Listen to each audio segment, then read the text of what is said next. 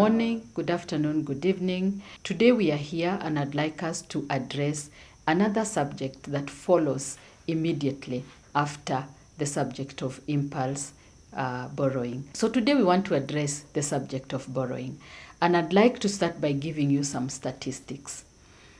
A recognized research company in this country conducted a research last year in November about how people were planning to fund or to finance the holiday or the Christmas holidays.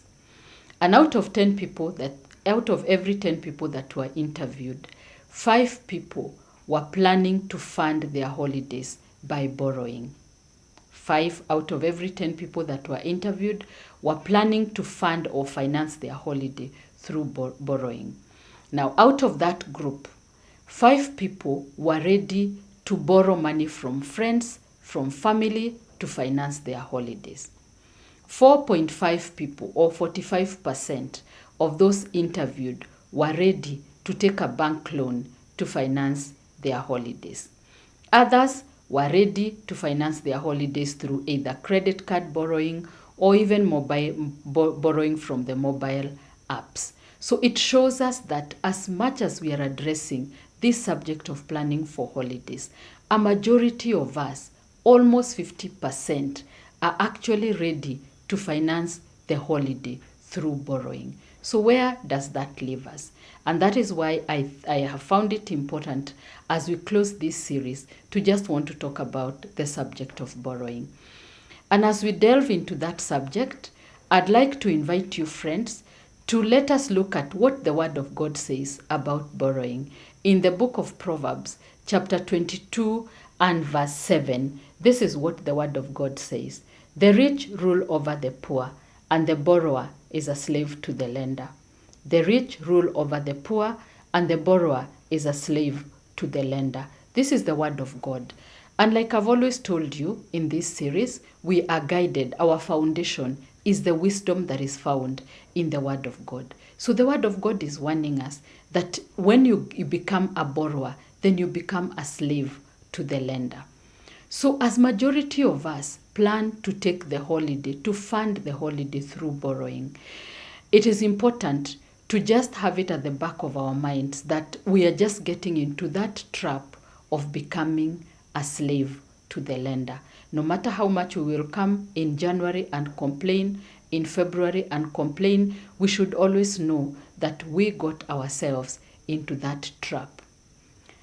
Now, the question is that money that we are going to borrow easily available? And the answer is yes. Like we saw about consumer spending during this month, even the banks, the financial institutions are positioning themselves to give you money because money is the product that they sell. And so you will find that right now, banks have packaged holidays that you can take on credit.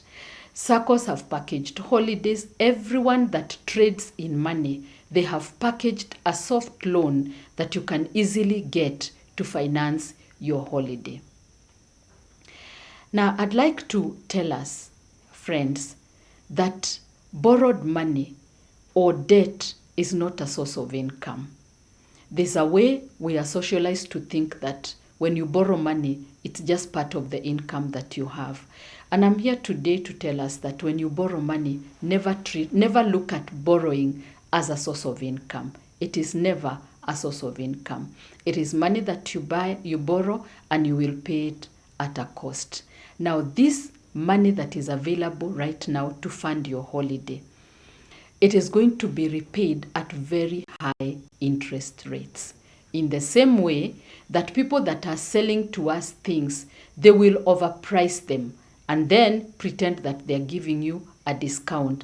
It is the same way. That holiday loan that is so well packaged, you have to note that you will come and pay that loan at a much higher interest rate than a loan that you planned and purposed to take.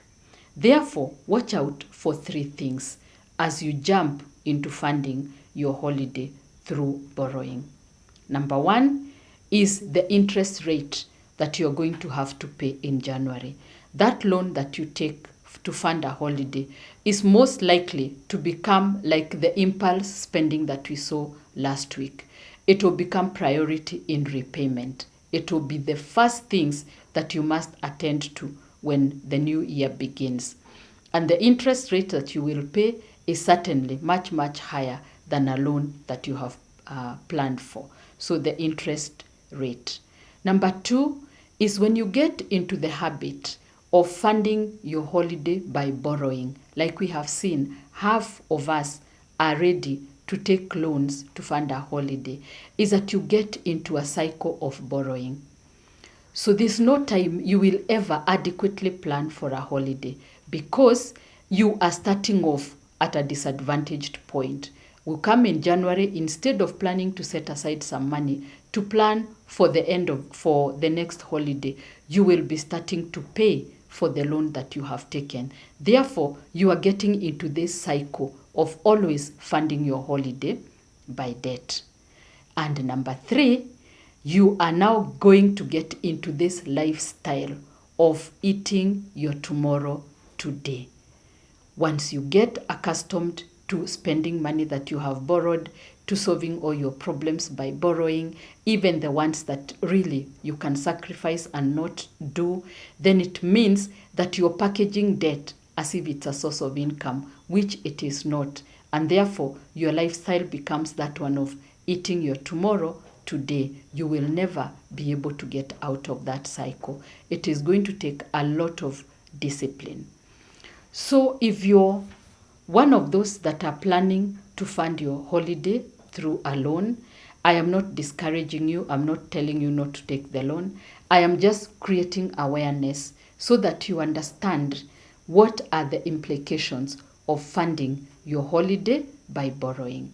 Number 1, 3 things is the interest rate is much, much higher than a normal loan. Number 2, you're going to get into that debt cycle. You'll never be able to plan ahead for your holiday because you're always starting from a negative position. And number 3, it is going to likely lead into a lifestyle of borrowing where you eat your tomorrow today. So you have to be disciplined and always be guided by that word of God that has told us that the rich rule over the poor and the borrower is a slave to the lender. I hope you have enjoyed the videos that we have recorded from the time we started this month, from the time we started looking at turning your personal finances into financial freedom. If this is the case, then I'd like to tell you that we have a YouTube channel. The YouTube channel is called Wealthy With You. You can check us out for what you probably would have missed or something that you would like to listen to again and just get informed. And the link to that channel is available in the description here. So you can check us out on YouTube, subscribe, like, and even share so that the next time when a new video is uploaded, you can be notified.